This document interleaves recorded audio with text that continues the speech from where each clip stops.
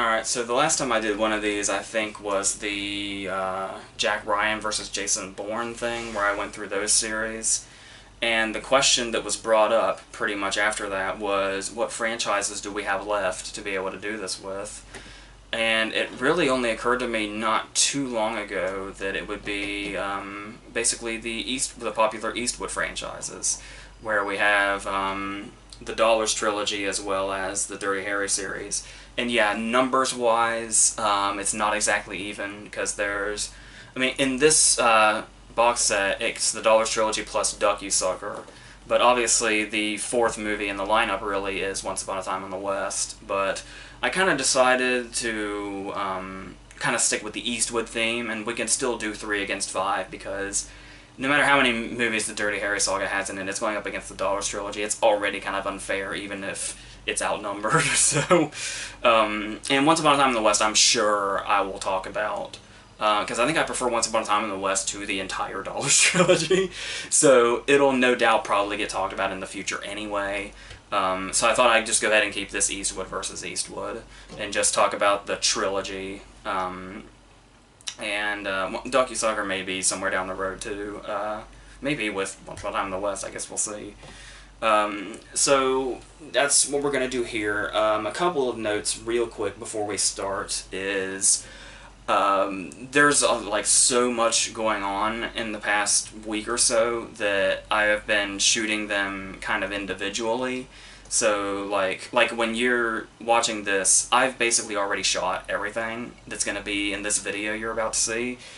And the problem is that number one, the continuity will probably be off. I would like to think that these kind of videos you just tend to put in the background, like you minimize it and then let the sound play while you do other shit, and it doesn't really matter what is on the screen, I hope, because but I do like to be, you know, prepared for that just in case, even though it might be a little awkward. Just imagining people just staring at my face for a straight hour it makes me nervous. So it's like, but even so, if you're watching, you might notice the continuity will be off, and you'll probably also notice that as of right now, I have the shittiest editing software in the entire world. It's basically just the default, because my computer is a piece of shit, and I'm kind of waiting until I get another computer to get editing software that isn't a piece of shit, and then things will look so much smoother. So things that are probably going to look really, really shoddy and jarring when they cut. I think a couple of, like,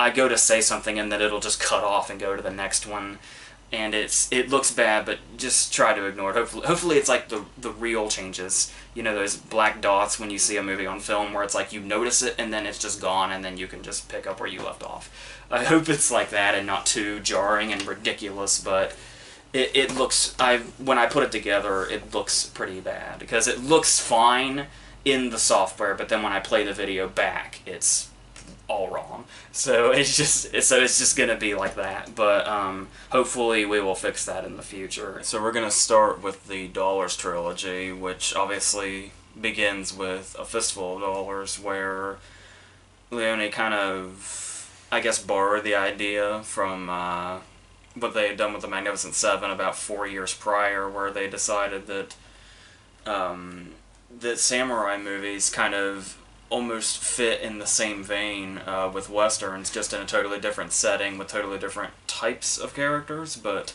for the most part they seemed kind of primed to be one and the same a little bit. So when the Magnificent Seven did that with Seven Samurai, they thought they could make A Fistful of Dollars out of Yojimbo, Kurosawa's movie. And yeah, to my understanding, Kurosawa was a little pissed about that, but for the most part, it ended up kind of working. And I think it kind of it goes back to a novel called Red Harvest as well, so it's kind of kind of pick where you want to say who stole what or whatever. But it all just kind of seems like, you know, it's all about homage with this. Like, there are so many things that movies like this are homages to, and then many movies later that were inspired by it, Tarantino in particular, are a lot of homages to the Dollars Trilogy. And this is basically, to my understanding, where the spaghetti western was born, where it kind of does the whole... Obviously, mainly it comes from the kind of Italian roots and setting, but there's also the idea that it's all very bloody, where, like, for a long time, westerns were going on. Like, John Wayne alone made like 200. And the thing about those movies was they were made in a time where when people would get shot, they would just kind of grab themselves and then fall over. There wouldn't be really much of a sign that anybody had been hit, except for just dropping to the ground, no matter where they got hit. Even if you got like hit in the shoulder, you would just drop down and play dead. It was around this time that they really started showing the blood in these movies, and not even just necessarily when people are getting shot, but also like when Eastwood pushes the barrel down and crushes the two dudes. They really kind of started to realize that they could really go forward with the violence, especially with it being more of an Italian thing as opposed to an American thing, where Eastwood is the American character, but it's almost like he's the one that's intrusive on what's going on here. And you'll also notice something that's great that Leone kind of did here when he made any of these movies, really, was he had a background for a while where he was like an assistant director on movies like Ben-Hur and stuff like that, and he started writing around that time. And then when it got to the point he was going to make movies like this on really small budgets, he already had that mentality for these really gigantic movies. So he was basically able to take these small budgets that he had and make these movies that seem and feel really grand in scale, despite the fact that they were really made for practically nothing. And that's really one of the massive appeals to these movies in particular. Also of which, kind of Morricone's score almost redefined exactly the part that scores play in movies. I mean, for a while, they're like... You had the generic big music for pretty much everything, but it never really told the story by itself in the ways that this kind of does. Like, with these movies, you could almost take all the dialogue out of them. This was especially more present when they got further down to the likes of The Good, the Bad, and the Ugly and Once Upon a Time in the West, where there were long stretches with no dialogue that were just build-up, or like, where everything was at a standstill, yet the suspense was still going. Where you could pretty much take the dialogue out of these movies, and the score basically speaks for the characters and what's going on. Like one in particular, when we kind of first realize how the man with no name is approaching this situation, when he finds the guys that were shooting at his mule, and then he says, I understand you were playing around, just apologize. And he seems approachable enough, and he's like, we had our riff here, but just apologize.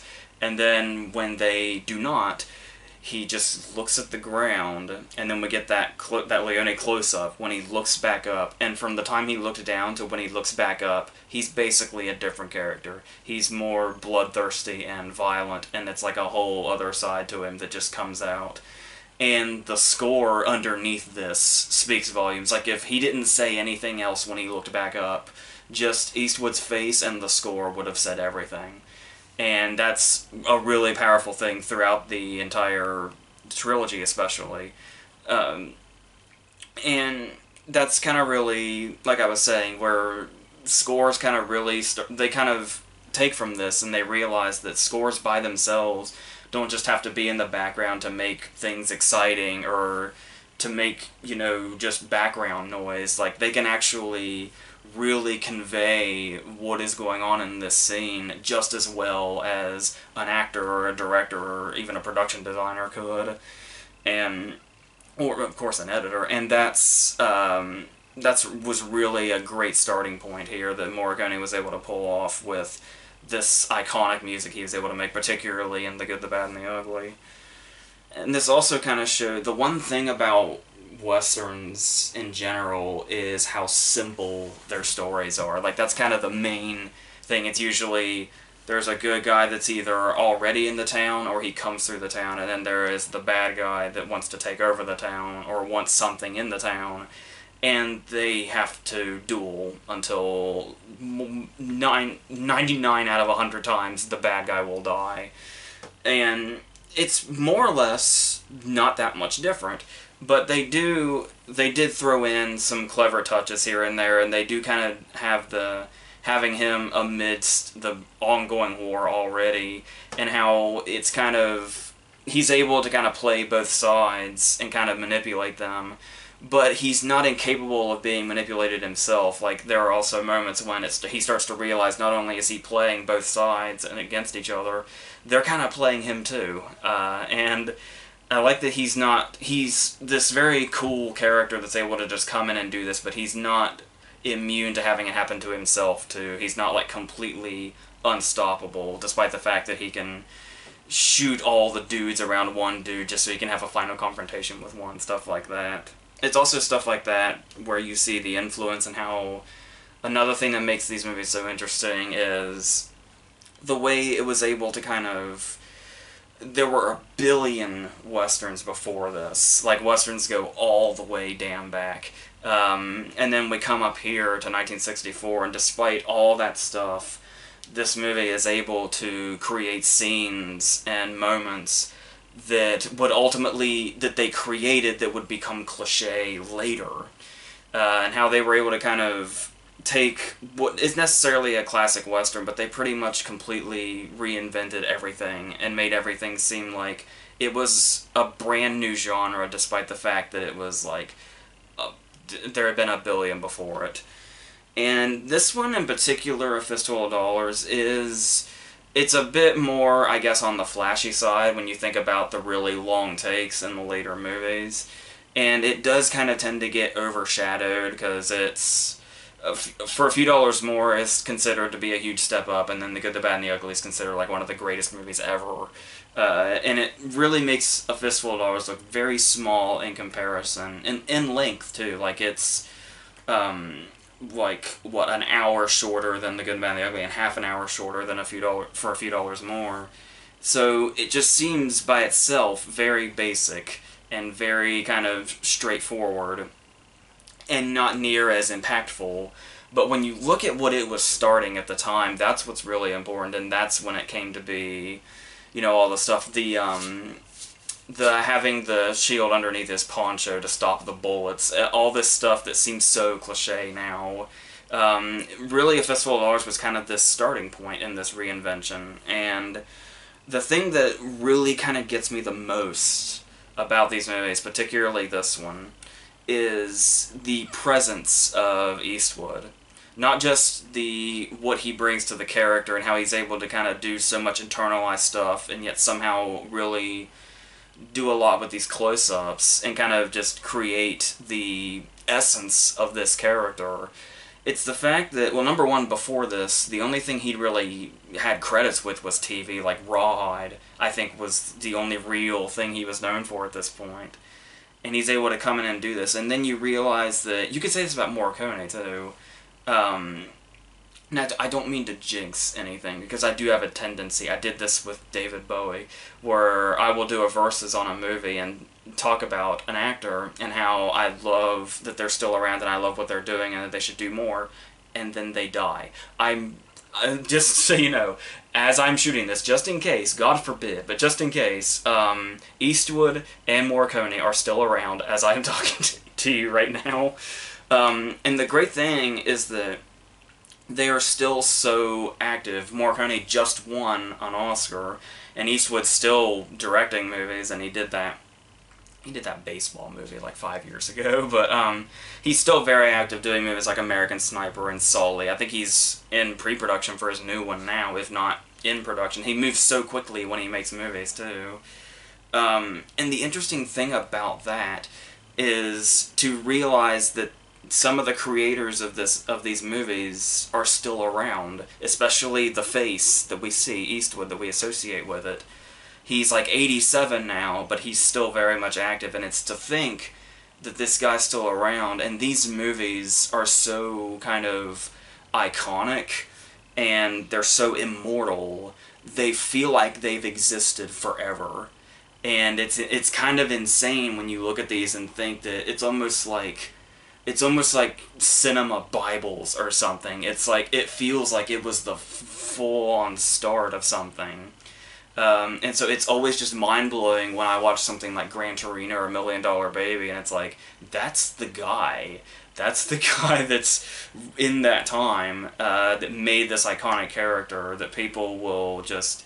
Like I said, I feel like these movies will forever have an immortality, just all the way down. I know forever have an immortality is a bit redundant, but yeah, that's kind of really what strikes me most about these movies, is it's going to be such a shame when we lose them, because it feels like the part of movies that made this is still out there, and that's really the amazing thing to me. So there's really not a whole lot to say about A Fistful of Dollars as the movie itself that I haven't already, and that hasn't already been said a billion times over, because, you know, this was the trilogy, this is that's been talked about and studied for years, and, you know, copied and all that, but that's pretty much where I stand with that one. So, like I said, it may not seem like much when you look at the other movies, but it's definitely appreciated for being the starting point for which was to come,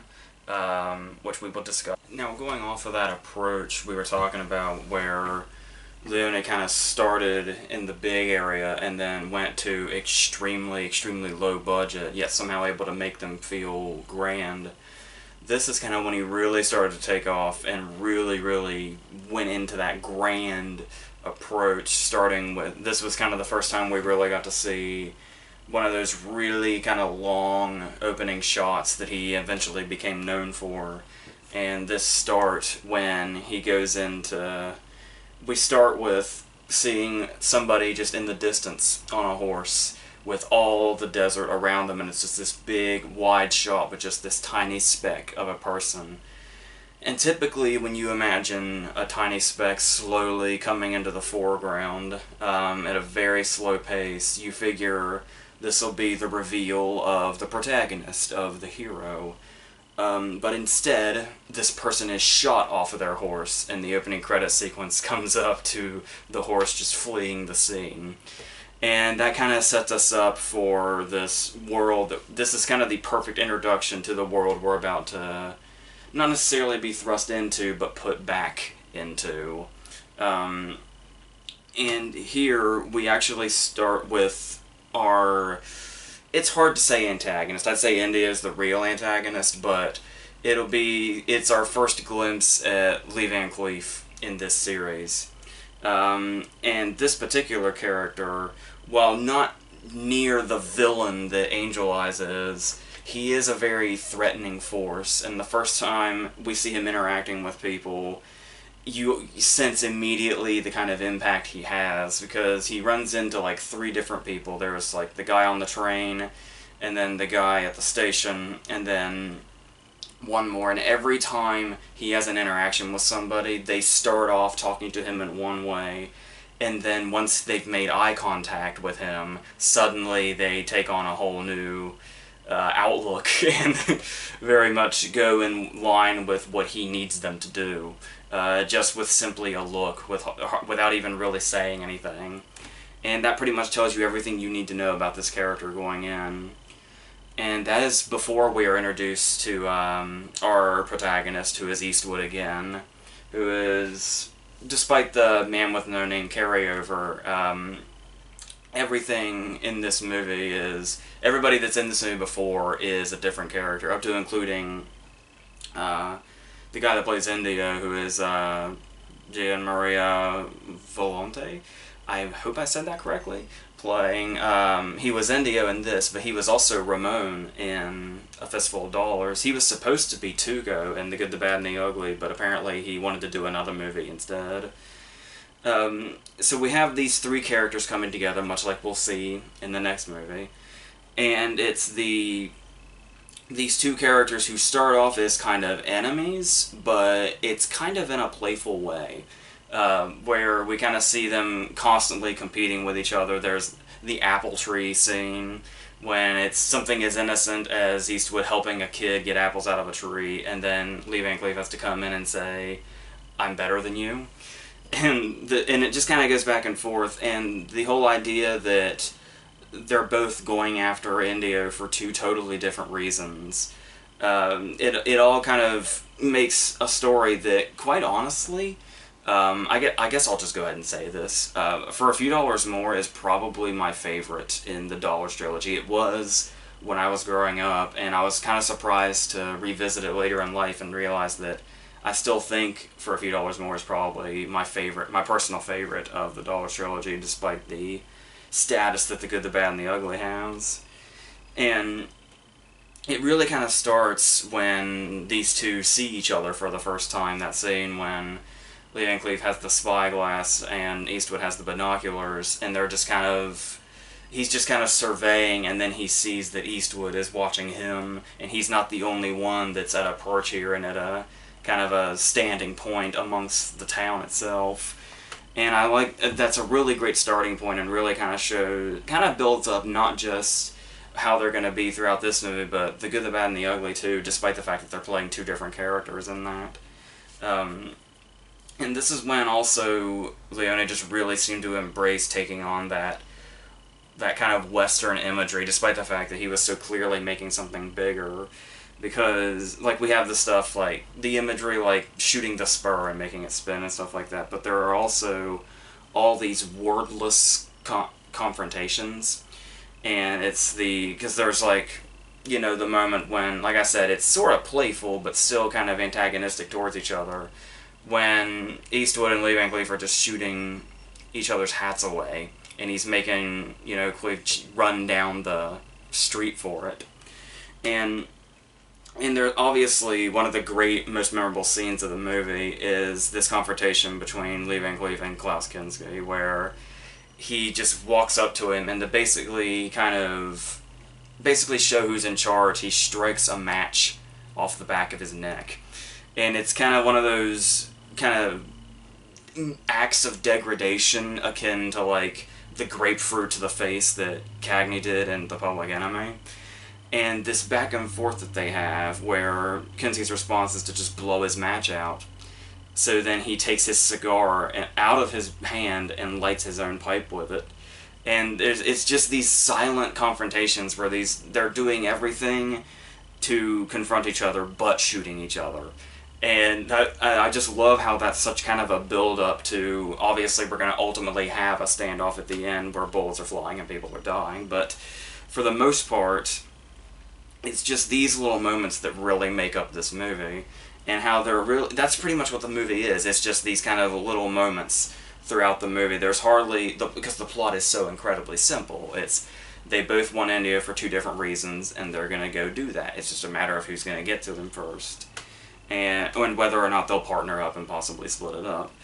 And back then, we were at a time where the John Wayne movies were seen as the quintessential westerns, but you look at the action in those movies, and you realize how quick all the shootouts were and how all the confrontations were.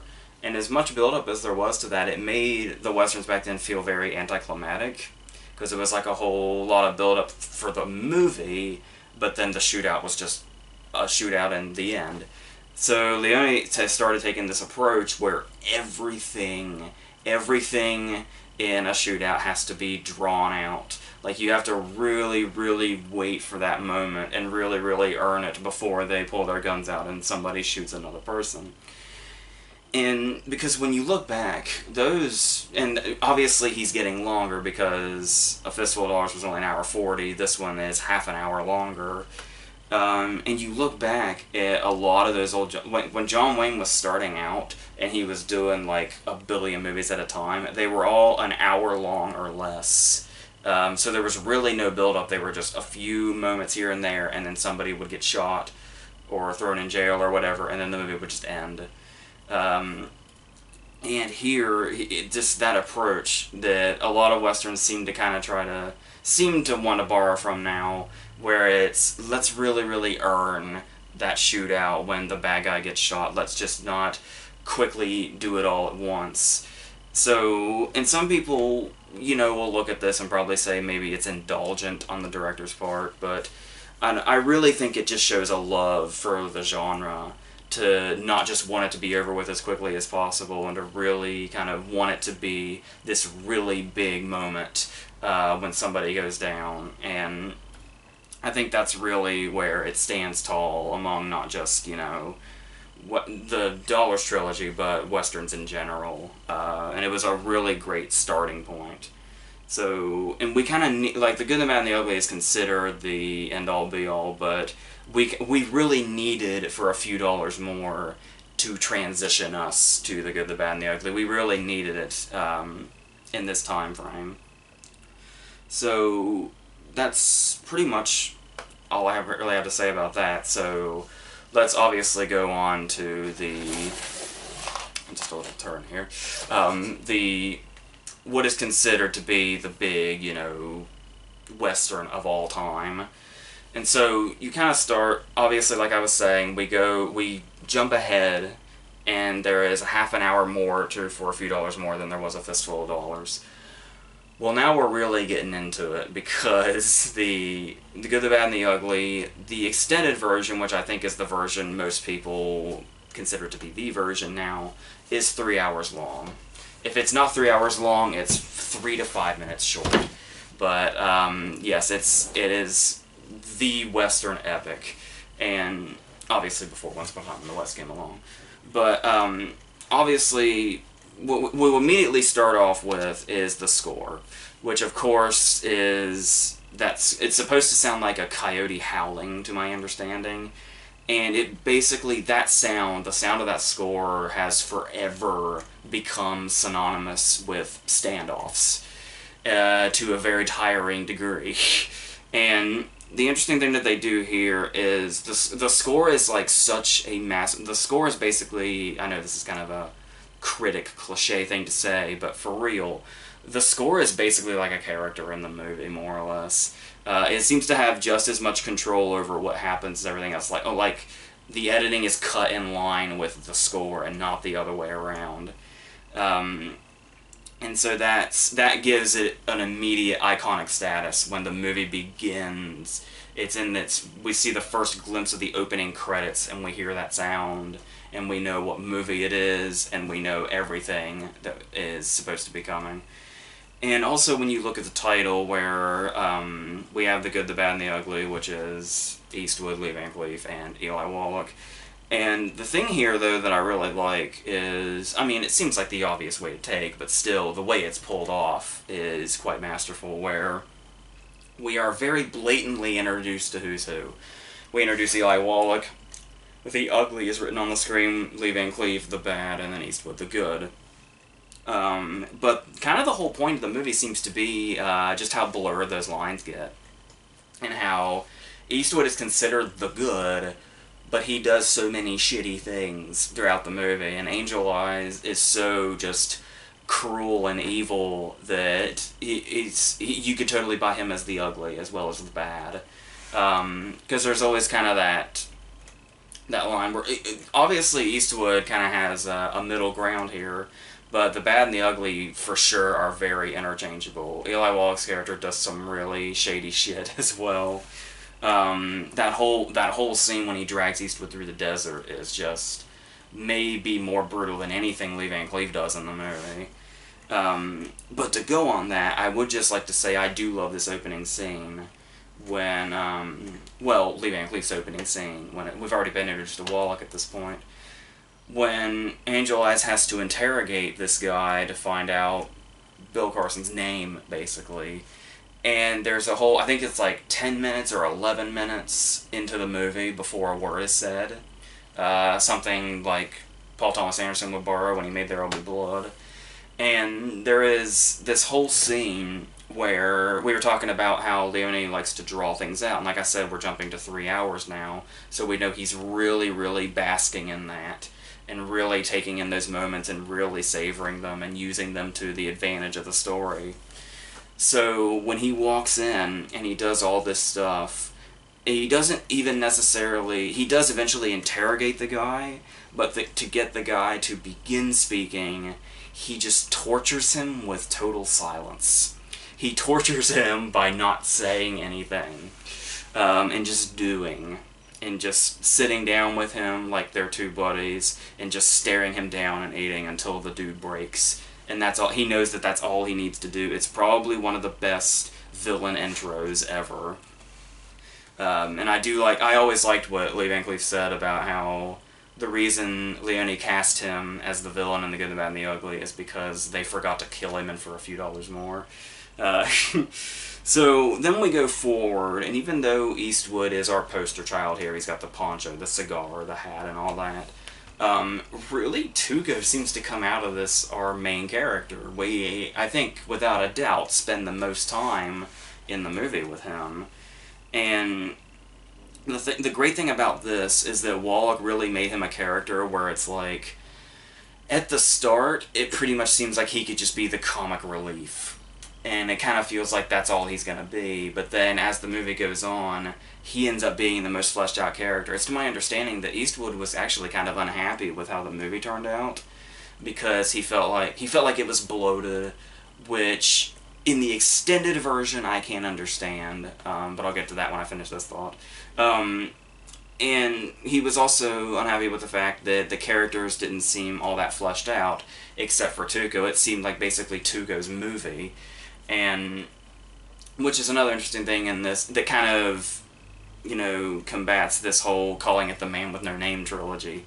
And it's, I mean, they do call him Blondie through the whole movie. Obviously, that's, you know, clearly a nickname because of his appearance, but still, I guess technically he's not named in this if you want to consider that. But, yeah, as far as going to the bloat about it, I do think the extended version does get to that point where I think it's right around the war scenes, probably. It does start to feel its length. Like, the great thing about how this movie gets to that point already is there's so much suspense in these moments and so much drama in these drawn-out moments that it makes the time just fly by and you don't realize how long it's been on.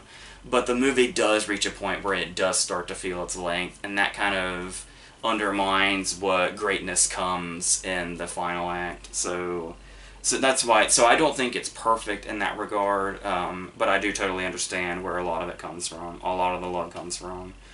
We also deal a lot in memorable side characters like Shorty. Just people that kind of enrich the world that these characters are in throughout the movie, where, you know, Shorty kind of pulling himself into the saloon and screaming to bring him down a whiskey. There's the gun clerk, which it's to my understanding that Eli Wallach basically knew nothing about guns and was just improvising in this scene. And when we see the gun clerk kind of reacting to this, it's kind of real. I really love that moment when he just flat out rolls his eyes at him before Wallach sticks the sign in his mouth. And then there is the bounty hunter. The bounty hunter in the opening shot that is here to kill Tuco. And he is our introductory shot to this movie. He is the first person we see, and then 2 hours into the movie, he returns. And he makes this big scene, and then he, after all that, after being in the whole, like, being established throughout the whole movie because of that opening shot, he's just killed immediately. And I was talking earlier about how one of the great advantages of how they drag out before somebody gets killed. But this is a really great effective moment when this guy seems like he's going to be a huge deal, and then they just shoot him down. It's like what would later happen in Raiders of the Lost Ark when he shoots the sword guy. It reminds me of that. But the thing here also, and there's also those little touches. One of my personal favorites is when Tuco's basically going to make Blondie hang himself. And while they're waiting for this to happen, the cannon fires and blows the place up. And you'll notice that the floor gives out and Tuco falls through it, kind of like Gallows. I always thought that was a really interesting touch, given that Tuco was supposed to be the executioner in this case. So there's stuff like that, but then once again, he really wanted to play with this drawn-out factor in this. And there are a lot of scenes, like I was talking about, where it really does work. Not just the opening scene with Angel Eyes, but there's also the scene when Angel Eyes is sitting down with Tuco and they're talking, and Tuco is posing as Bill Carson. But the thing is that we know already that Angel Eyes knows that this isn't the real Bill Carson. We know this through the whole scene, and so we're just watching this mundane dialogue and this back and forth, just waiting for Angel Eyes to reveal that he knows this, and what exactly he's going to do to reveal that he knows this, and we're just waiting and waiting for that moment, and it really builds the scene and really makes it, you know, nice and rich. And another thing here is, obviously, I was talking about the editing with how it basically goes in line with the score. That's also, there's that style amidst also the style of using the constant close-ups.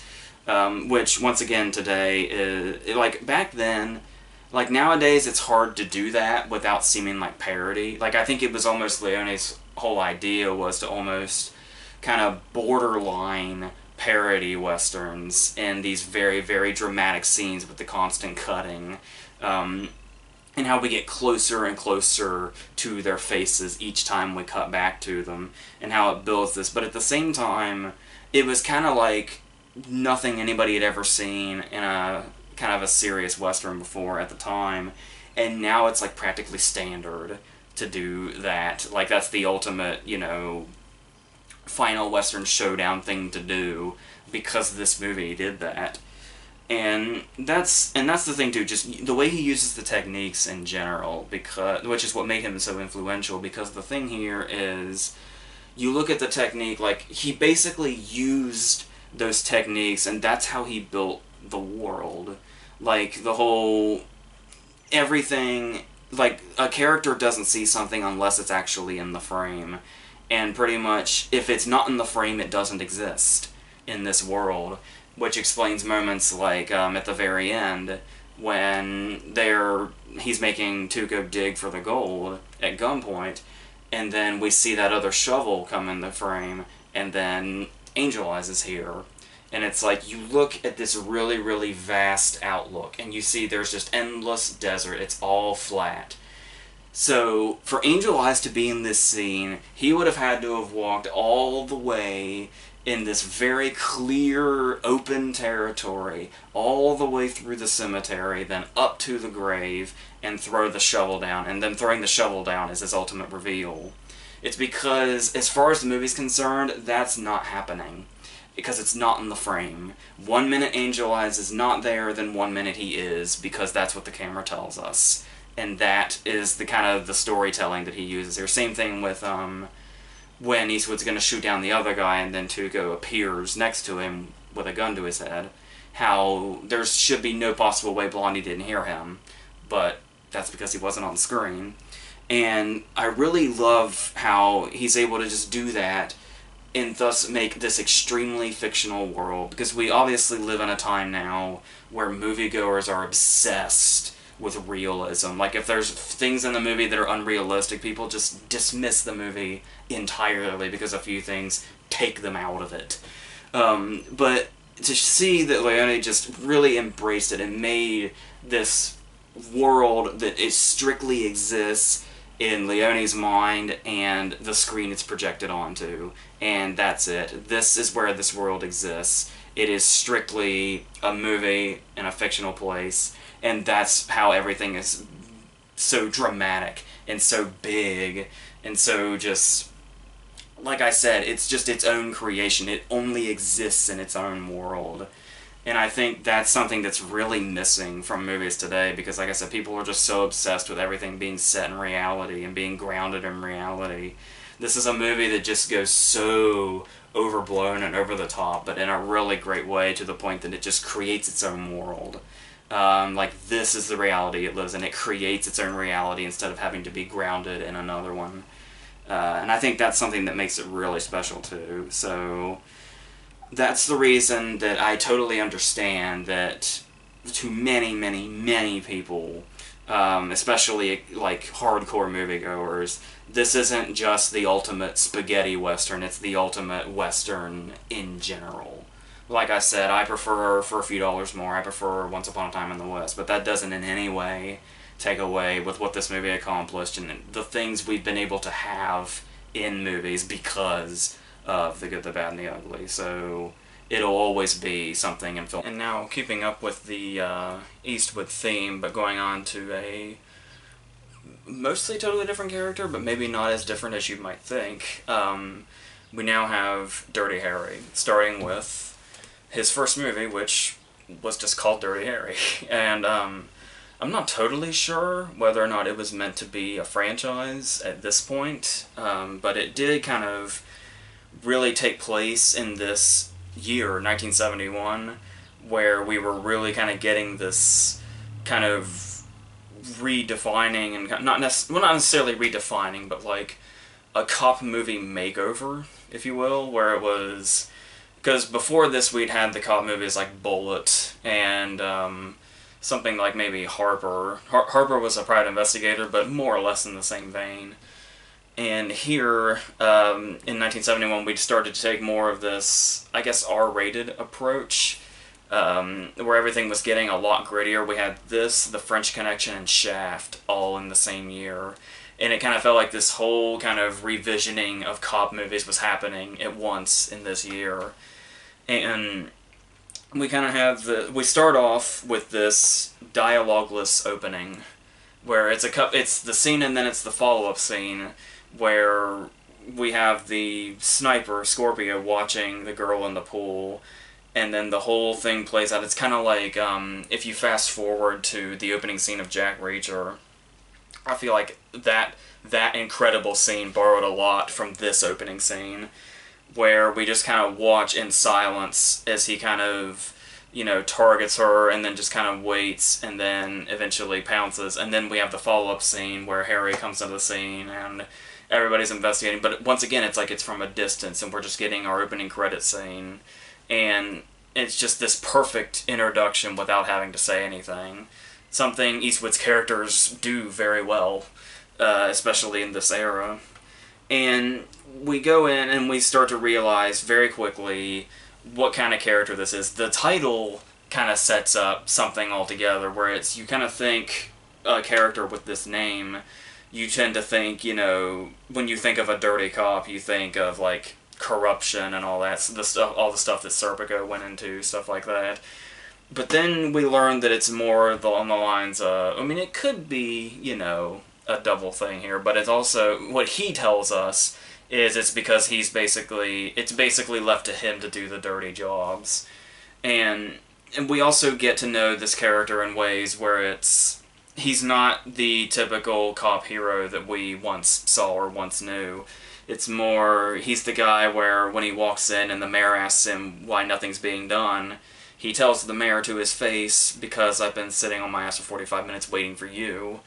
And when he goes to save a jumper, a scene that kind of feels like it was borrowed from, in Lethal Weapon, borrowed from it, with a scene very similar to this, where Harry takes a very unorthodox approach to get a jumper to the ground by telling him the mess it's going to make and how bloody it's going to be, and basically tries to make the guy puke on the spot. And then ends up knocking him out, basically, to get him down. As controversial as that makes him to the crowd below. And then sometimes we get the moments where there's a little bit of hypocrisy in there, which he doesn't mind at all. Where it's where he's driving around and the Scorpio has gotten away because the chopper up top somehow loses him despite knowing the building that he's in and seeing him. And his response is they were probably too busy talking and not working enough. And then later on, there's the scene where they're doing the stakeout, and Harry gets distracted by a naked girl in the windows. And he just says, well, you owe it to yourself, and decides to watch the naked girl instead of doing what he's supposed to do, and he almost misses what he's supposed to be looking out for. And he doesn't really care. He does not really care about that. And we obviously get to this point when he immediately becomes an iconic character in what's his second or third scene. After this shootout in the streets, and he does the, did he fire 6 shots or only 5 monologue. And when you hear, that's the scene that's associated with, is when he's confronting that guy on the ground and the guy's reaching for the gun. But you'll notice you might be a tad underwhelmed if you've never seen the movie before and you hear that, because whenever you hear it imitated, which it has been since 1971, he kind of says it in this very kind of light way with like a smirk on his face, and there's not really a whole lot of, vigor in it. But it's really, even though this is the moment people tend to remember when he's confronting this guy laying on the ground, it's the scene at the end when he brings it back that seems to be the delivery that people remember. So it's kind of weird that the scene and the delivery don't match up with what seems to be how this line is remembered. But it's when he's able to bring it back to Scorpio in that very last moment, when he really says it with that just frustration and anger that's built up with this guy through the whole movie. Because Scorpio is like one of the baddest of all the bad guys in crime movie history. This is a dude that's, well, for starters, obviously, there are some kind of connotations to the Zodiac Killer, which was kind of around this time, maybe a few years prior. It was obviously going on for a very long time, but as far as the actual start of it, where they would get letters from the Zodiac Killer, which are very similar to the ones that Scorpio sends them, to the point that Scorpio, Zodiac sign, it's all right there. And there was even a moment when the Zodiac Killer actually sent a letter to the police saying that he was going to pick off school children as they got off the bus. And sure enough, this movie's climax takes place on a school bus, and Harry going after a school bus that Scorpio is basically hijacked. And apparently he also mirrors a real-life killer with that whole side plot where he's buried the girl alive and she only has just enough air until she runs out, and he makes Harry run around, which is a really good scene in itself. And that scene really shows off the editing well, too. Because this movie really is, despite being a cop movie and despite being the whole kind of procedural thing, this is like a flat-out action movie for a good portion of it.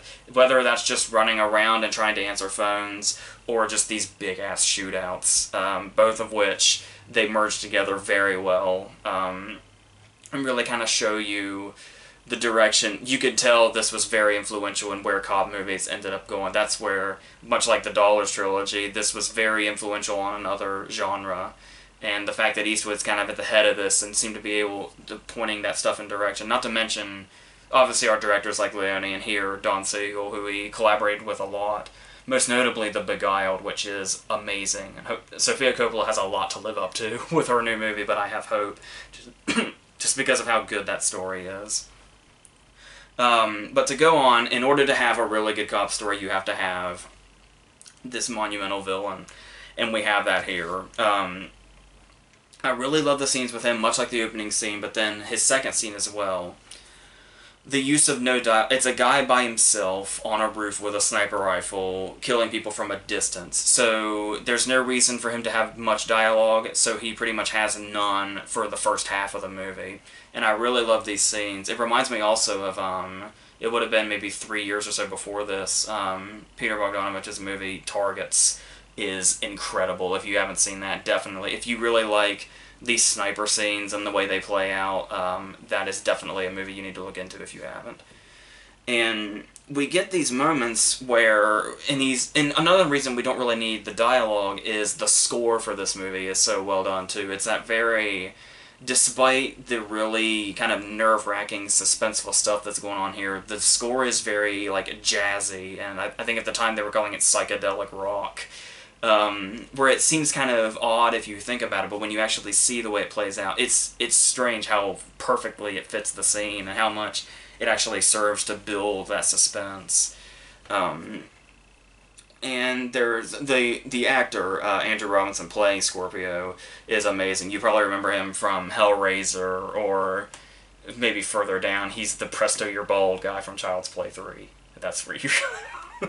But mainly it's this and Hellraiser, and the thing here is he was an unknown at the time, and Don Siegel had said that he wanted Scorpio to be played by a guy with the face of a choir boy, and just to really add that kind of creepiness factor to him, but at the same time making him look, I guess it's to say he would look more or less innocent in any other place but a crime scene. But I don't know, he's still very kind of... he still kind of has a scary kind of look about him, just in general. I think maybe it's the hair, quite honestly. It's which was, I'm sure it was all the rage in the 70s, but still, he just kind of has that look of a serial killer, with kind of multiple sides to him. The way he's also kind of later plays up in the movie, how he's trying to make it look like the police department went after him, and how Harry supposedly brutalized him when he really just paid some dude to beat the shit out of him, just because.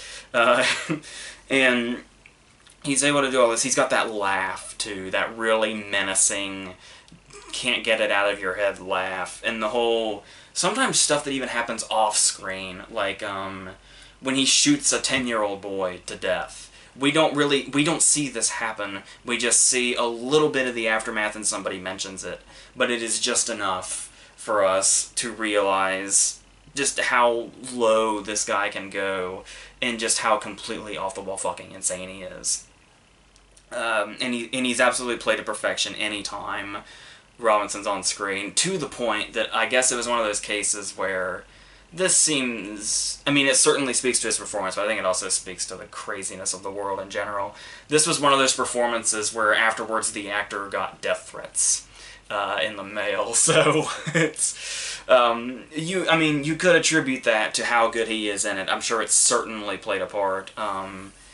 But yeah, that's also just kind of a sign that people are fucking insane in general. So the irony that people like this would go after him for playing a role like this, it's very, yeah.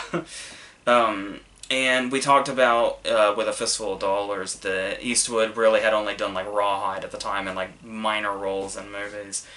And here, by this point, the Dollars Trilogy had made him gigantic, and he was already, like, way, way on the map. I think he had just started directing his own movies. This was the same year as Play Misty for me, his directorial debut, which you can see on the movie marquee in the background of one of the scenes. Which Don Siegel is in, by the way. I think he plays, like, a bartender or something. And this is also, well, another thing that makes it really come together, not just the way it's written and how strong the characters are, but the way, I mentioned the editing earlier, also just the way it's shot. Like, you don't typically see cop movies shot this well. I mean, back in the Bullet days, sure, but nowadays, not so much. But here you've got, like, the scene when he has to go down the tunnel and he comes in contact with that, like, gang before he has to get through to the next phone.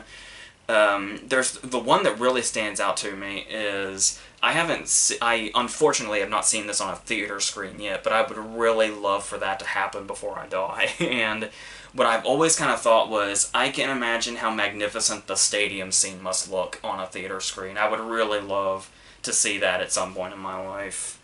And then just kind of the way it reveals itself, and then that backup shot, just the whole thing, is just magnificent. And then, obviously, it kind of brings on a bit of a debate.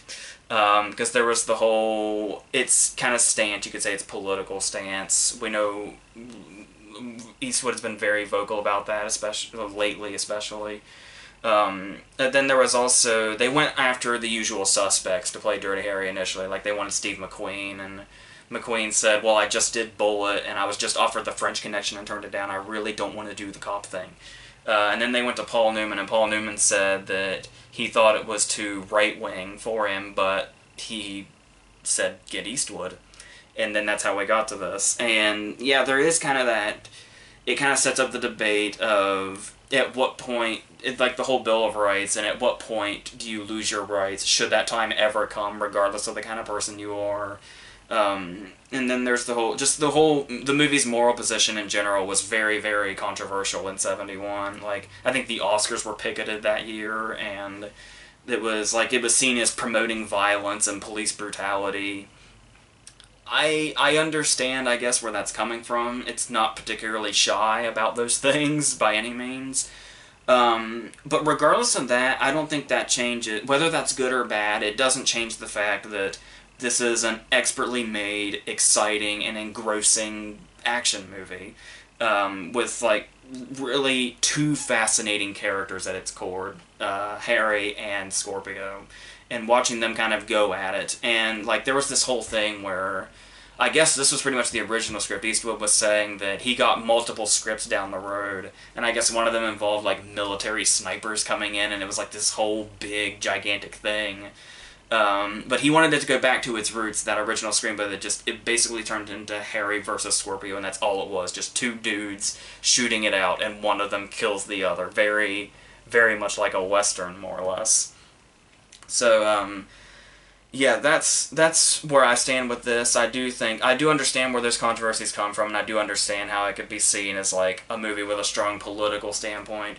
I don't know, for the most part, I just take it as a really awesome action movie that was really influential down the road. So much so that it sparked a whole series of five movies in total, which we will continue going into now. So, moral debates and controversies be damned. They went ahead and made a sequel to Dirty Harry a couple of years later, I think, which kind of goes on it starts with a John Milius, Michael Cimino script. John Milius, who is, like, I think he wrote Apocalypse Now, and he's most known for, like, these, very shoot-'em-up type movies. I think he did Red Dawn. He was the inspiration for the character of Walter in Lebowski.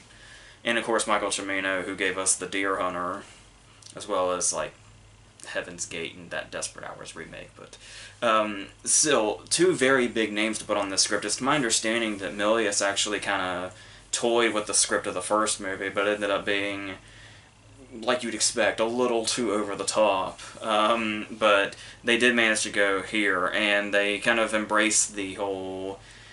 When you look at Dirty Harry as an iconic character, one of the most important things here is his gun, the .44 Magnum. So this script really put that to use, and we have that whole opening, and even in the title. And here it's kind of like, when you compare it to the first movie anyway, this is a story where Harry, for a while there, seems more on the outskirts of things. I guess that's... may or may not be related to him pretty much throwing his badge away in the last scene of the first movie, but here it's actually kind of an ingenious plot where we have all this police corruption now, and the crime is getting worse and worse. So they decide to start killing people who are bad guys, well, not more or less, definitely bad guys.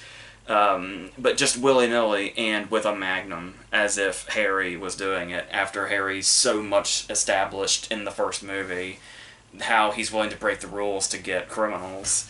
So that's kind of an ingenious setup in regards to what the villains of this movie are doing. And he's introduced to a partner, and I love the moment when he first meets his partner and they get in the car, and then he's saying... my last partner lasted a couple of weeks, and then while Harry's continuing to talk, we just see his partner looking out the window and, like, contemplating his life before he before he first drives off with Harry. And what really works about this movie is, for starters, which is a big part of it, that it didn't feel a need to repeat the plot. Like, it really could have done the whole... Like, in the first one we had... After a while, Harry and Scorpio almost kind of had this vendetta thing going on, where it just seemed like two guys back and forth battling, like we just talked about. And here, they managed to take that plot and keep... It more or less keeps the style of the first movie, but manages to kind of stay in tone without just doing the same thing over again, which is a really big plus in regards to how this movie works as a follow-up to the first movie. And... there's actually just enough, like, we've still got, we don't go too much into Harry's character still, but there is just enough that kind of adds those personal touches to add to the character a little bit, like the inclusion of Charlie and his camaraderie with him, and what that becomes of that, and then the girl in his apartment building that just flat out says, what does a girl have to do to sleep with you, and he says, just try knocking on the door. And I like that they kind of added... this female character, because we have not seen Harry with a woman, because in the first movie it's established that his wife is dead, and he just didn't really have much interest in it. So now he actually kind of gets to do the whole girl thing, but they don't spend too much time on it, and it's very, very straightforward. It's exactly as it is. She just says, hey, what do I have to do to sleep with you? And he does it, and that's pretty much it.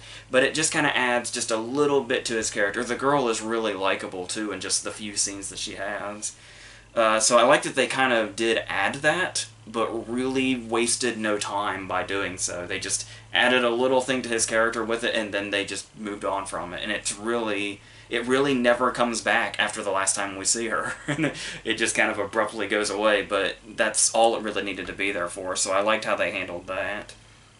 As far as our villains go, obviously, well, Hal Holbrook is fine when he has to be a villain, but that's only like the last 2 minutes of the movie. But for the most part, he does play that kind of hard-pushing superior role quite well. But really, our main villains to focus on here particularly are this motorcycle cop that's going around and just offing anybody and everybody that's done something remotely bad. And I do like, it kind of shows off how well the movie is shot, where it's not as well shot as the first movie, but it still has some really good moments. Like, I love the shot when the motorcycle cop first pulls somebody over, and so we know that something really bad is going to happen. It's the guy who got off in the opening scene, and when he's standing in front of the car window, half of the shot is the gun in his holster, and the other half is the car. So it's like, that's really telling that we know something really violent is about to suddenly go down, and what kind of character this is and what we can expect from him, even though we don't see his face for a very long time. And I love also the ways they kind of use to conceal his face, like the shadows in the parking garage is a really good example. And then finally, when they do reveal him, it's like so low-key, like he just turns around and takes the helmet off. There's no real big thing about it, but it's a nice low-key reveal. So, and the fact that we spend a lot of the movie, everybody spends a lot of the movie thinking that it's Charlie, and much like the whole using Harry's gun and stuff like that, it seems like it should be so obvious to the other characters who it is, and then it ends up not being. So I really like the kind of way they go a roundabout way with those characters and kind of toy with the concealed identity of who this might be, or identities, plural. And another thing I was just talking about that they've done with the plot here is just how they handle this villain setup in general, all of these guys, where they take what was in the first movie and they keep building on it, because it was, obviously we've established that there's corruption and crime's getting worse and all that. There's the whole plane scene to show it off. And then it's the whole thing about, it takes that debate from the first movie where it's like, well, is what the cops are doing, is it excessive, and is it warranted, and should they play by the rules, or should they go out and, you know, punish who's ever doing criminal activity regardless of what, you know, the procedure is. And so we have these cops who are taking that to the absolute extreme, and we make them our villains, because these are the people, like the people who raised Cain about what Dirty Harry's, the first movie's, you know, motives were supposedly were, and what the people who were against the first movie seem to think the type of character Dirty Harry was, is who we've made the villains in this movie. The ones that don't care about it and go to the absolute extreme and think they're doing the right thing, but it's just way off the wall, and they're complete psychopaths, whether they know it or not. I think some of them probably do. And I do like also how they kind of inject a bit of hope in that, with, while we have these corrupt cops and the killer cops, we have the good cops too, that are just rising, like Tim Matheson and his group, and how that there is still, you know, the good cops out there. It's just, we're kind of, in this particular movie, we're at an even balance, and the way they're able to kind of show that this is where it's come to, but this is what it can be, I thought was a really nice touch, adding those younger characters, the cops in training. And then, of course, we kind of punctuate this with that ending scene when Hal Holbrook and Eastwood are in the car, and we see Harry's outlook, where, like I said, a lot of people dismissed the first movie and said that, you know, it promoted violence and all that, and police brutality and all that, and it didn't care about people's rights. But the thing here is, we have this scene where Harry actually is trying to explain to Briggs, you know, where is the stopping point? Like, when does it get to a point to where we're doing the right thing and we're just killing people? And he's trying to explain that to him, and Harry becomes the voice of reason. That's how far the police corruption has gone. So I thought that scene really kind of sums up the whole movie in a nice, right before we get to our climax. So I thought that was really well done. And so, yeah, overall, it's an extremely solid follow-up. And works very well as a sequel with, like I said, not just repeating it, but kind of taking what the first movie did and taking those things that people were talking about at the end of the first movie and building on them to make the plot of this one and make the characters. So I thought that was actually really well done. And there is... I will say it's definitely missing the sophistication. There was a bit of a sophistication to the first movie that this one is lacking a little bit. Like, this one kind of gets more, like I was saying, the first movie is an action movie, and there are certainly shootouts and good guys versus bad guys and all that, but this one kind of takes more of a straight sort of the shoot 'em up era that was in the 70s. It starts to kind of take on that a little bit, and you can tell much more that it's a script that someone like Milius was attached to. Not that that's a bad thing. I do like how it does counter the first movie, but is able to stay in line and be a really decent follow-up. We do also, talking about the kind of lack here, it also feels like there's this whole segment, like right in the middle, with the pimp. The pimp, who is Albert Popwell, I think is his name, who I forgot to mention this, besides the Deadpool, is in every one of these movies and plays a different part in each one. I always thought that was kind of an interesting detail as the series went on, and it's always, sometimes he's a good guy, like in Sudden Impact, sometimes he's the bank robber in the first movie, and he's a bad guy in this too, and we get the whole, yes, obviously a bad guy, but he's one of the targets, and it's this whole thing with the prostitute, and then when he's in his car and he's being followed, and then when he gets stopped, and then when he gets bloodily murdered.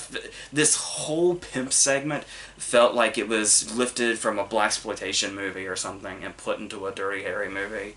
So I always thought that was kind of an interesting thing to have in this, and like I say, kind of shows that there is a bit of a shift as far as like what we're looking at when you look back to the first movie.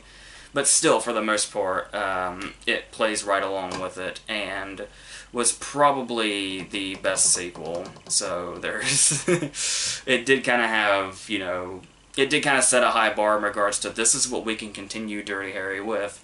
What are we going to do next?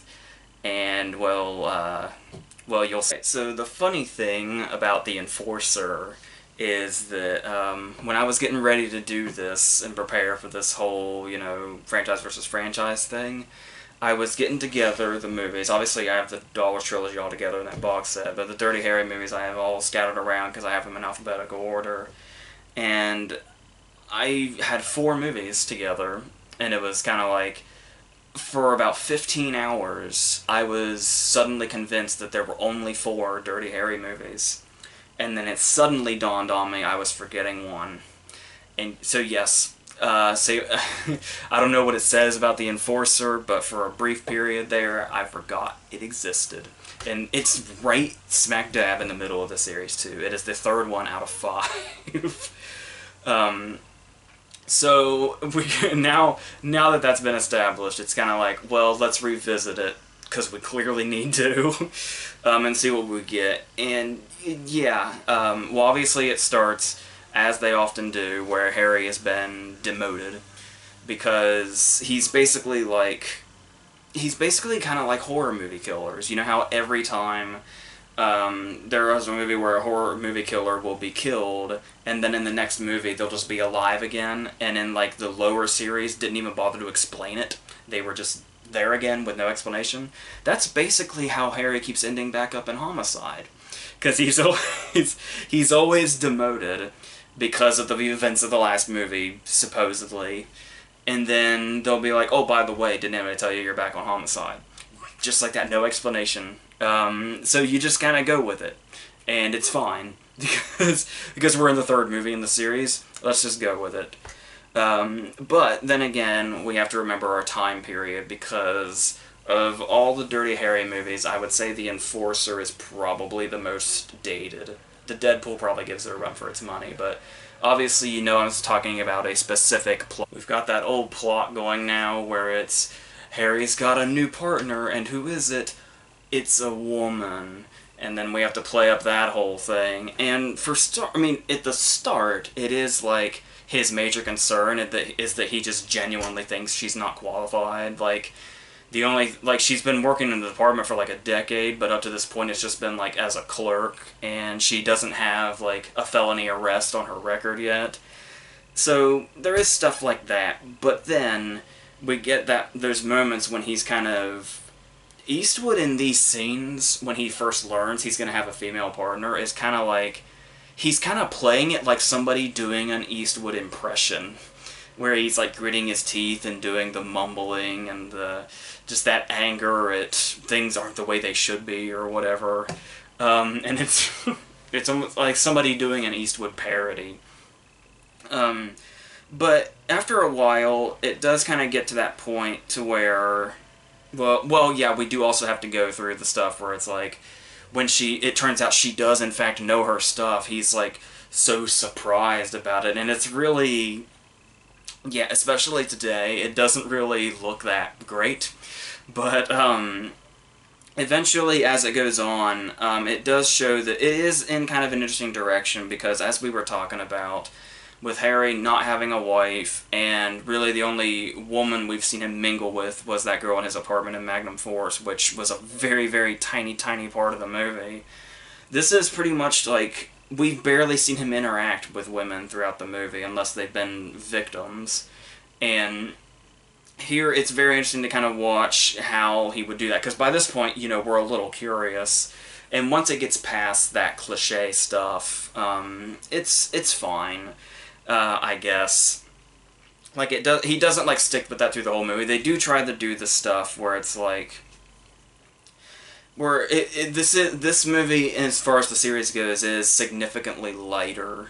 So it has that stuff, like, she's standing behind the guy with the bazooka, and he has to pull her out of the way, and she has to fumble the gun out of her bag before she points it, and it's at this point where it almost feels like this is a Dirty Harry spoof, as opposed to one of the actual movies. There's even the score has a real silliness kind of to it when we're doing these chase scenes and all that, the foot chase scene in particular. And that's where it's kind of, I don't know, it's just, and our villains aren't very strong either. Where, like, our main villain here is, like, this lifeguard-looking guy. Like, the most hostile thing he does to show he's a real villain is when the girl that's on their team gets shot in the shootout, and the guy's trying to save her, and he's like, you know, no, she's dead, and it's like, she is now, and kills her. But apart from that, the villains are pretty weak in this one. We really don't see them a whole lot. And what they're doing is kind of like, the plot for this movie is all over the damn place. It's like, I'm not really sure, like, what all went into the writing process for this, but it feels like a whole bunch of different ideas that just kind of somehow collided, and they just kind of kept them that way on the page, just in that car wreck. But, I mean, overall, he still gets to do some very Dirty Harry things. There's the opening scene when he tells the robber he'll get him a car. So he goes and he gets a car and he backs it through the window, stuff like that. I don't know if you'd call the sexist stuff the Harry Callahan stuff. I suppose you can, but the stuff the kind of badass stuff we really get to know him for, there's the climax at Alcatraz, which, funnily enough, he'd try to escape from a few years later, which is another movie he did with Don Siegel, the director of the first movie. And we do get to, that's the thing here, is once we get to this Alcatraz thing, and really all the way back, starting from the very first scene, actually, let's just take this through the whole thing. When I was talking about how Magnum Force seemed to kind of keep the style, but it didn't always kind of have that same feel, it had more of like a shoot-'em-up feel. This one, we're just going to kind of abandon the style, and it's basically going to become a Charles Bronson movie. Which, your average Charles Bronson movie, regardless of what you say about him, was below, say, very far below Dirty Harry or Magnum Force. And it feels a lot more like this was a Bronson vehicle that they just decided to turn into a Dirty Harry movie. Kind of like the way Die Hard with a Vengeance was just some thriller called Simon Says before they added John McClane's name to it and put Die Hard on it. It kind of feels like they did that with a Bronson movie and just put Eastwood in it. And that comes full circle with when he finally decides he's going to take out our lifeguard-looking villain here, Bobby, I think is his name, and it's with a bazooka. So it's like his weapons just get progressively bigger as he goes. So yeah, I don't think it works all the time, especially compared to the first two. But I do think there is something here as regards to kind of going past Harry's, rough exterior, where it's... I know when you have a character as iconic and beloved as this, you tend to not want to change them too much. Like, you don't want to see too much of them. You want to kind of them to kind of stay that character we know and love because those traits are the reason we know and love them. But if you're getting farther into a franchise, it's gonna the character's gonna grow tired if you don't do a little bit of exploration. So that this one kind of tries to go behind the rough exterior a little bit and tries to make him a bit of a lighter character while also maintaining those qualities. I do get that. I just don't know that it always works. It's not surprising at all that, to my understanding when I read up on it, they claimed, this was one of those movies where, this was the one where they claimed it was going to be the last one, and which we obviously know isn't the case, but I can kind of see it being, it's almost like they kind of knew, like, I think we jumped the shark a little bit, maybe we should stop here. I don't know if it was the studio or Eastwood or who it was that wanted to stop, but clearly they didn't because we've still got 2 more to go, so let's get... So the really interesting thing is, after Play Misty for me, Eastwood became really, really quickly established as a director, and weirdly enough, out of all the 5 Dirty Harry movies, this is the only one he directed for some reason. And the producer-director credit he always gets in all his movies. And here, it's kind of like, it kind of seemed to try to go in a different direction. There was another Eastwood movie that had a female villain. I want to say it was Tightrope, but I'm not positive. And it's kind of like, this is kind of the first time in a Dirty Harry movie we've actually had a villain with a backstory. A sympathetic backstory at that. And of course it's Sandra Locke. Who else would it be? Who was in like a billion of his movies and had, like, in real life I think he had like a romantic thing with her that ultimately really didn't end well, which makes sense here. So, and this is kind of what I was talking about, where with the Enforcer, where it seemed like the Dirty Harry movies were kind of starting to turn into Charles Bronson movies, and this, it pretty much takes on the plot of a Bronson movie now, pretty much takes on that whole style when we see her going around killing the people that raped her and her sister. And this, it's a decent setup. The problem with the movie, the first problem with the movie really, is that this is kind of when they started trying to make the Dirty Harry movies almost like, it's almost like this movie in particular was trying to be like a greatest hits album of quotes. Because we have stuff like, be careful where the dog shits you, stuff like that that really doesn't make sense. There's the, when the 2 guys are standing there and he says, tell them they're 2 sorry-looking assholes who are going to have contusions and broken bones and stuff like that, basically hinting at what he will do to them if he has to. There's a scene where he talks Michael Vigazzo to death during his little cameo. And then there's the, like, nobody eats ketchup on their hot dogs, and it's like, dude, come on. It's like you're getting a little desperate. But he managed to luck out, because out of all those phrases he was throwing out of all those wannabe catchphrases, he was just throwing at the wall until they stuck. Make My Day came out of this movie. And it's one of those cases, this movie is actually a really good example of how you can have, like, these really, really famous movie quotes. Like, if you look at the AFI list of quotes, for instance, you'd be surprised how many of those quotes are quotes that you know, but are from really, like, long-forgotten, forgettable movies. I would think this would be one of those cases, because even though there are some good aspects to it, like how... I do kind of like that the villain we have here and their backstory and their motivation kind of mirrors that of Magnum Force, in that it's a villain who feels like they're doing the right thing, but they don't realize that they're taking it to a kind of unacceptable extreme, and that there are some kind of limitations you need to have, and how that line is kind of blurred. It's certainly a step up from the villains in The Enforcer, that's for sure. But here, the main problem with this movie is that it's almost 2 hours long, and there are a lot of stretches where nothing is happening.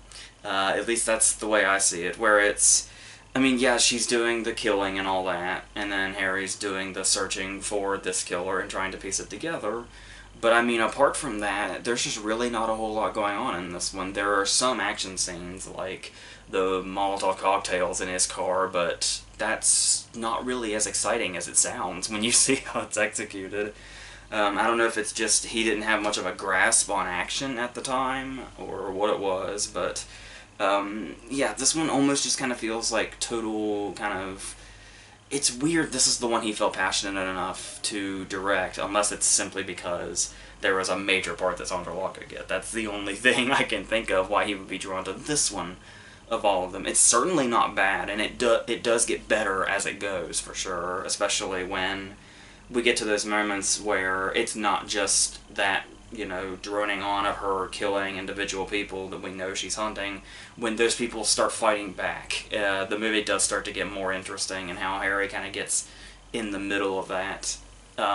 It does bring us to a conclusion that I don't know totally works. The whole, yeah, we'll just let her do that.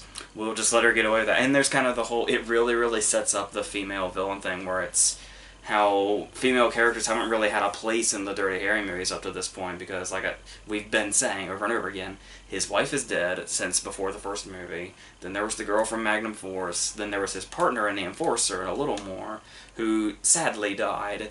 So now we introduce a female villain, but sure enough, by the end of the movie, even being the villain, the woman still needs rescued by Harry. It's like, how do you even get to that point? Are you trying? Are you trying to get to that point? So, yeah, and of course, also going on the, his partner's tragic passing in The Enforcer, we also have our Papa, who I just talked about, who repeats in all the movies, playing his partner in this. And as we know, Harry's partner always dies, and sure enough, that happens to him again. But there is actually a moment there where, obviously, Dirty Harry is not an emotional character by any means. So I actually do like the little moment when he finds his partner dead, and his response is just, "Shit, man." And that's all he says. And we realize, to Dirty Harry, that's a lot of emoting. Like, that's putting your heart on your sleeve for Dirty Harry to actually react to his death and be like, "Shit, man. That sucks." So I actually always kind of like that moment, because it's like the most we can get out of him as far as an emotional reaction. And if that's all he can give, that's something. So, like I said, we kind of tried to open him up a little bit in The Enforcer, but it wasn't really working out. That line by itself, those two words, I think do more in opening up Harry Callahan as a character than anything in The Enforcer. So, so we do have that. I did say it was 2 hours long, and it seems like nothing happens in it. Based on that, surprisingly enough, it doesn't feel its length. Somehow it manages to find a way to kind of keep itself going enough to where it doesn't really feel long, and it doesn't necessarily feel like a slog. It just kind of feels like it's a little uneventful, even when she's killing people. So there's just this kind of, you know, area that it reaches and then never really climbs out of until like the last 15 minutes, if that. But there is, and of course it does kind of mirror the original movie a little bit, where we had the famous line, and then he brings the famous line back at the end when he killed Scorpio. Pretty much the same thing here. He says the "make my day" line at the beginning to just some random criminals, and then brings it back in a big way for his big finish. So it's fine. And it's, like I said, that in the last 15 minutes does leave enough of a positive impact that when you come out of the movie, you think it's fun. Like, if it didn't pick up like that, then you probably would just leave it saying, well, that was, you know, filler that we didn't need in this series. That was a kind of a pointless movie or whatever. It leaves you with just enough to be satisfied, and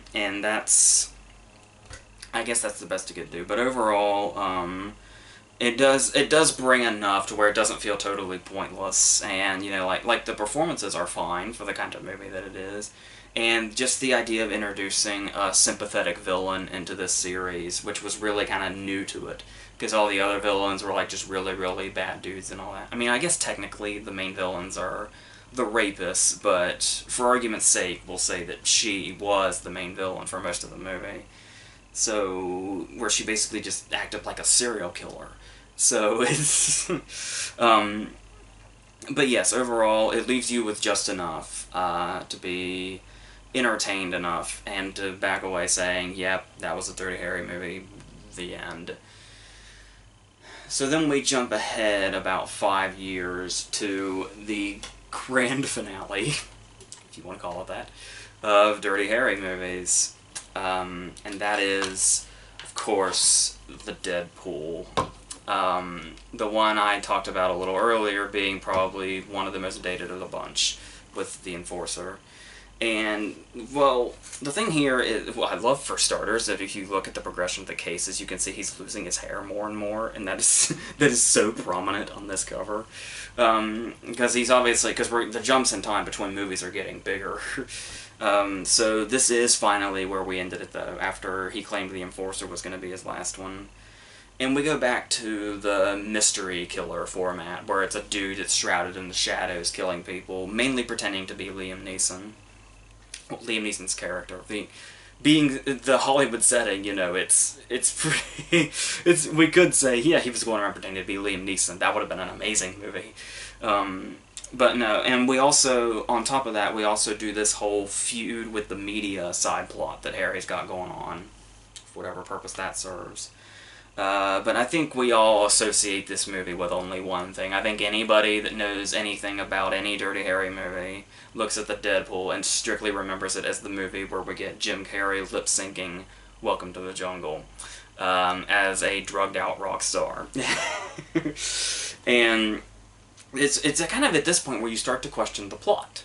Because it's obviously, they do the whole Deadpool game, and it's like, you know, which of these famous people is going to die first and all that, and then what order and all that.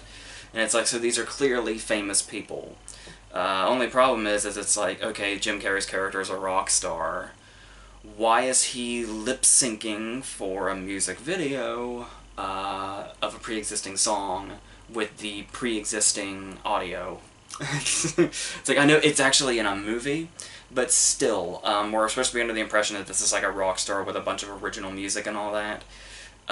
It's odd that they would go through that trouble. Nobody that made this movie wanted to go through the trouble of writing a song. That's I can only imagine that's what it was. They would have much rather paid Guns N' Roses to use that song. And then that comes back again when they're trying to find clues, so they're watching Liam Neeson's character's movies. And of course he makes, you know, like schlocky horror movies. So we get this scene where they're watching one of Liam Neeson's character's movies, and it so clearly seems to be Cujo. So I'm not really sure what was going on here with the creating fictional famous people, but using real existing things that famous people actually made. I don't know. It's all confusing and it's all weird. But once again, I guess it was just cheaper to shell out for the rights and shit. So, okay. And going back real quick to Jim Carrey's presence in this, for starters, it makes a little sense because this was also around the time that he had a very brief appearance in Eastwood's Pink Cadillac, where he was like doing stand-up in the background of a scene. And weirdly enough, I know this probably seems excessive to say, but he's kind of pretty good in this. I know that's weird because he only has 2 very, very short scenes, and his character only exists just to die, like right at the beginning. But yeah, it's actually you can actually kind of see the makings of a star in just these little moments. I love when he's like just going off on Liam Neeson about, you're just ripping off The Exorcist. And yeah, it's actually kind of cool to see somebody that would get so incredibly famous in an actual speaking part back in this particular time before they became. This was 6 years before his gigantic, enormous breakout with 3 big movies in 1994. But I don't remember when exactly In Living Color was, but yes, it's more. You could talk more about Jim Carrey in this movie than you can the rest of the movie, and he's in it for like 3 minutes. That's how you know that stars have been created. Because they've also got this Gennaro subplot going on, this guy that's in prison that has it out for Callahan that may or may not be putting hits out on him. That kind of goes nowhere. And and we still kind of end not really sure if that was going in another direction or what. We just kind of stop. But it's, yeah, so it's, there are some effective kills in it. I particularly like the scene with, where we see the dude, like, just his legs, and we just see his glasses drop on the floor, and then blood just starts squirting on the ground around them. That's kind of effective in a creepy way. But this thing I can't get over is this whole media thing. Because it's like, we've seen Harry Callahan kill so many people, and this guy is so tough as nails, and don't fuck with him, and all that other stuff. And it's like the only thing anybody asks him through this whole movie is, why do you hate the media? Why can't you just get along with the media? And it's like, is this really our concern with Dirty Harry? Is this our biggest concern with what his character is up to? Is he's throwing cameras? But okay, Patricia Clarkson's camera, to be exact, another person that would be much bigger later in life after this. So I'm assuming, obviously, it's going to be an attempt to, like, call out the media, and then call out, like, people who take the media so seriously. The scene with the guy with the flare that's gonna set himself on fire because he wants to be famous, he wants to be remembered on camera and on the news and all that. So I guess, I'm not sure if they're trying to satirize it, or, like, you know, stick it to the media. It's really hard to tell, or make some statement about how, you know, bloodthirsty the media is. Whatever it is, it doesn't really land, because because the rest of the movie kind of doesn't. I mean, it's entertaining. You can definitely give it that. But once again, you just have these moments when it's like he's a character that's been so well established, but then it just seems to kind of go against a lot of things by the end of it, like how he would just casually say something cool when he was threatening somebody, or after or before he killed somebody or something. And it was just his way, it was just naturally the way the character was. And now we have this whole, like, fortune cookie scene where he takes like, anybody, even Dirty Harry, would have been shot by this point. The scene when the dude is standing there clearly crazed with a gun, and Harry has the time to just sit there, and then open the fortune cookie, and then do the "it says you're shit out of luck" thing, and then shoot the dude. That was a lot of time for that crazy dude to just pull the trigger on him. But it's like, we have to put those Dirty Harry one-liners in it, but they just don't feel like the character anymore. It's almost like they saw the effect that the "do you feel lucky" thing did, and the "make my day" line, and so they were, like, desperately trying to get in one final catchphrase before the series ended, and nothing in this really worked. Though I do like the way they kind of called it out with when after the cars exploded and they're investigating, and his partner starts to say, "Hey, you went out with," and he cuts him off and just says, "Bang, I know." And it's kind of like saying, yes, we get the action movie catchphrases and all that. But still, it's extremely guilty of that in itself. And speaking of things this movie is guilty of, the remote control car, the explosive remote control car, this is kind of when the series reached the pinnacle of its silliness.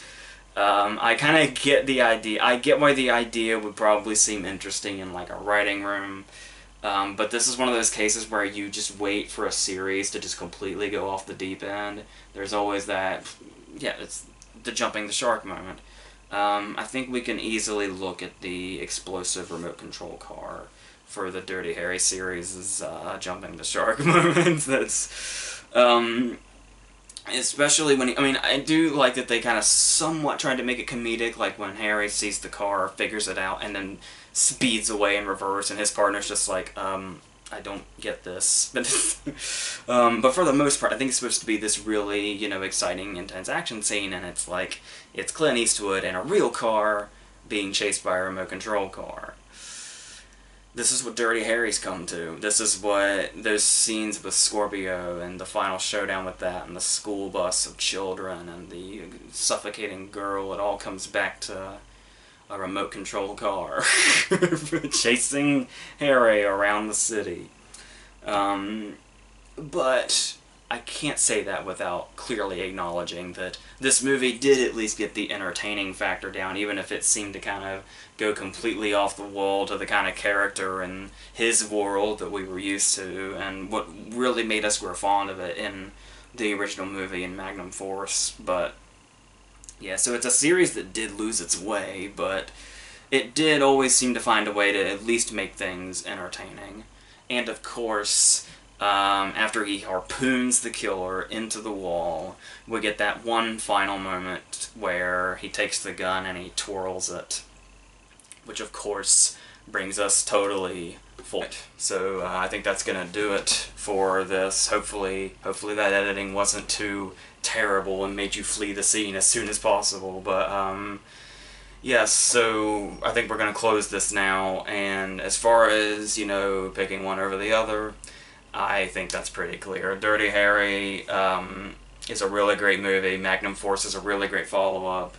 Then we kind of fall apart a little bit, and it basically just becomes another action franchise. Whereas the Dollars Trilogy just got bigger and kept building on itself and really said something and did something about what movies are like now. And we can always kind of go back to it to see kind of a starting point. And like I was saying, it's kind of like, it's just amazing to me how these movies were only in the 60s, because it feels like they're ancient legends or something. It feels like they've been around since the beginning of time, and that they can still feel that way is just always incredible to me. It's like the movie world exists in the before and after. There was before the Dollars Trilogy, and there's after the Dollars Trilogy.